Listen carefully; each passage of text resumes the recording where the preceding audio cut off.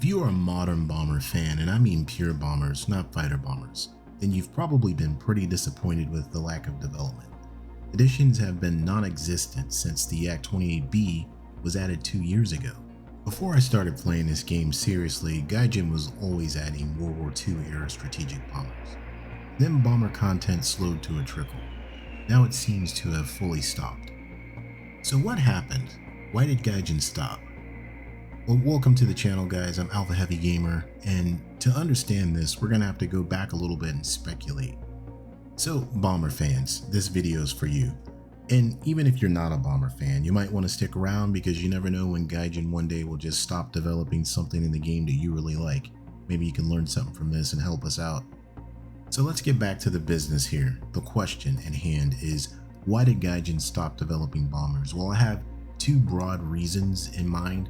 One is balancing and the other is player lack of interest. So let's go to balancing first. So bombers, I remember seeing the B-29. It was pretty expensive to fly that thing, and we were talking way up there in SL. So bombers got expensive kind of because they never died, or they were really hard to kill. They made a lot of SL, got a lot of research points with bombers like the B-29, and Gaijin kind of didn't like that because it really did wreck the economy. So it was very hard to balance from that perspective, and also they annoyed players that weren't flying bombers. So space climbers were a thing. You know, they'd climb way up into space and hide in a corner of the map once their bombs were dropped to avoid being killed. And this had the effect of dragging matches out forever. It was really frustrating because the bombers didn't want to die because the SL repair cost was way too expensive, and it was just a mess. So balancing was a problem. So the other reason is lack of player interest. You know, we have a lot of legacy modes in the game. It is kind of boring to fly bombers in air realistic battles. Outside of the die-hard bomber fans, no one else is really interested in flying bombers in the current format that we have in the game. And I'm talking air realistic battles because that's what I play mostly. Players also like the RBEC, but Enduring Confrontation. Gaijin refuses to bring that back for some reason. And I had heard that was pretty good for bomber players, although I really never got to see that. I think it was gone before I started playing seriously.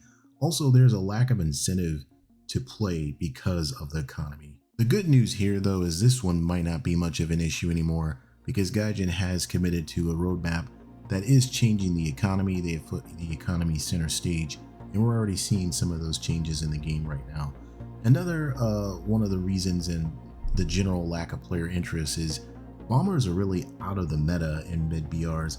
Bombers in the game are, you know, it's too hard to fly them against post-World War II fighters that have missiles. You know, if you're flying a, I don't know, a TU-14, something like that, a B-57, you know, it's only a matter of time before you get bombed and you get shot down. You know, it's just going to happen. And frankly, fighter bombers do a better job, especially with survivability in the game right now. So in the current format, it just pays to fly fighter bomber rather than try to fly a bomber. So with all these things piled on, obviously, you know, this is probably the reason Gaijin has largely abandoned bomber content. If I'm remembering correctly, we haven't seen like a modern jet bomber, I mean, sort of modern, since the Yak 28B, and that was added like 2 years ago. But, you know, this doesn't have to be a forever thing. Admittedly, they are hard to balance. You know, players don't use them because they aren't in the meta and there's no incentive to fly a bomber over a fighter bomber. But with renewed focus by Gaijin developers, I think we can, or they can, respark player interest. So here's how. So I've just been talking about this for the last few minutes. There is a qualitative gap between 1950s era bombers and modern bombers. Of course, the bombers that we fly in game now suck against modern jet fighters with radars and missiles. I mean, of course they are. Bomber technology and tactics have changed. Gaijin just hasn't changed with it. Bomber doctrine and tactics have evolved. Today, low altitude, high speed penetrating bombers that have extensive defensive suites, you know, with infrared countermeasures, electronic countermeasures, they're now the norm. For, of course, highly contested areas, standoff attack is preferred. And then there are low observable or stealth bombers, which is a different beast altogether. and that's something that Gaijin should probably leave alone for now. But anyway, the game has moved ahead mechanics-wise since the Act 28B was added. Gaijin has introduced infrared jammers on the SU-39, for example, and in my opinion, radar jammers have to be pretty close. Missile approach warning systems are in the game already, at least on helicopters. I think that's an easy port over to fixed wing for bombers that would have that. Gaijin has been working on radar warning receiver modeling, and I'm sure more authentic equipment is close, especially as it pertains to bombers. So on the other end of things, there are better radars and missiles in the game right now, so you can actually find a bomber attempting to hide with some pretty high fidelity.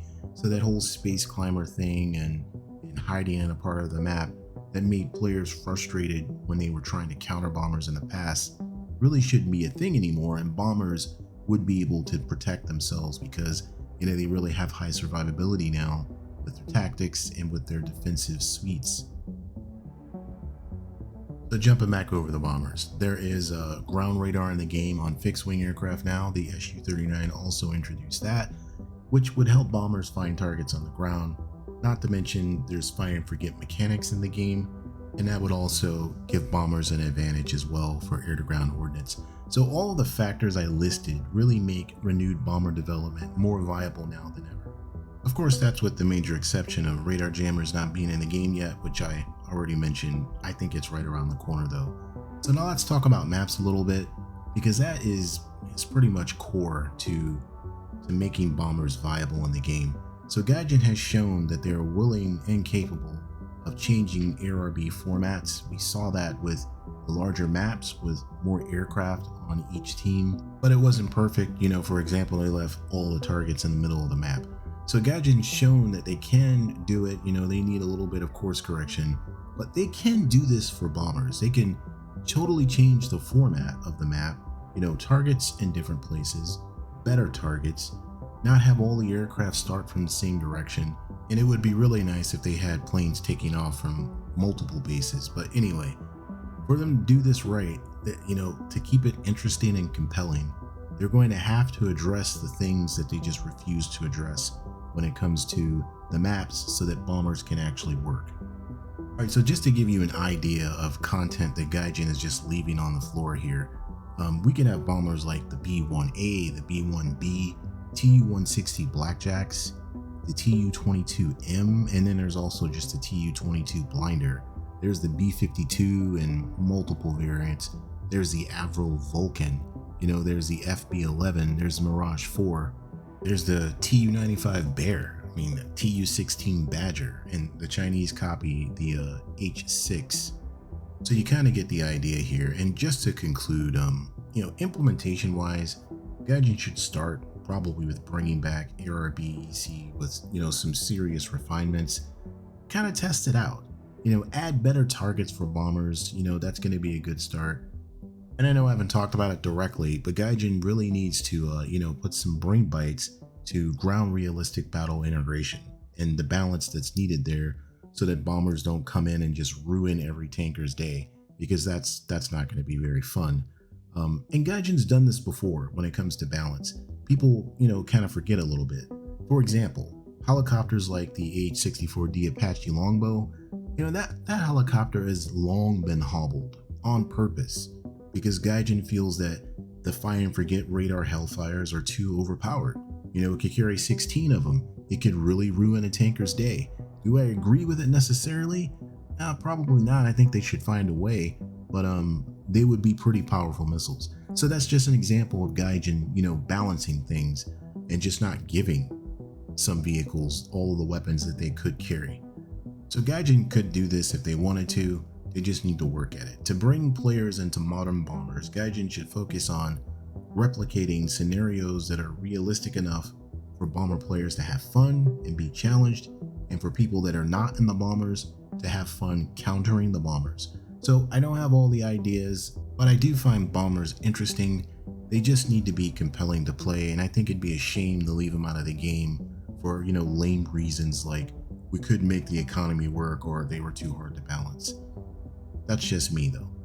But, Gaijin's shown lately they've been willing to listen to the player base and make some serious compromises and some serious changes, so maybe if you put your feedback down, they'll listen this time. Anyway, guys, if you made it to the end of the video, I really appreciate it. Thanks for listening to my bomber talk. But let me know what you think in the comments.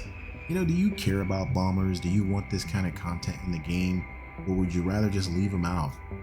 Alright guys, I'll see you in the future. Thanks.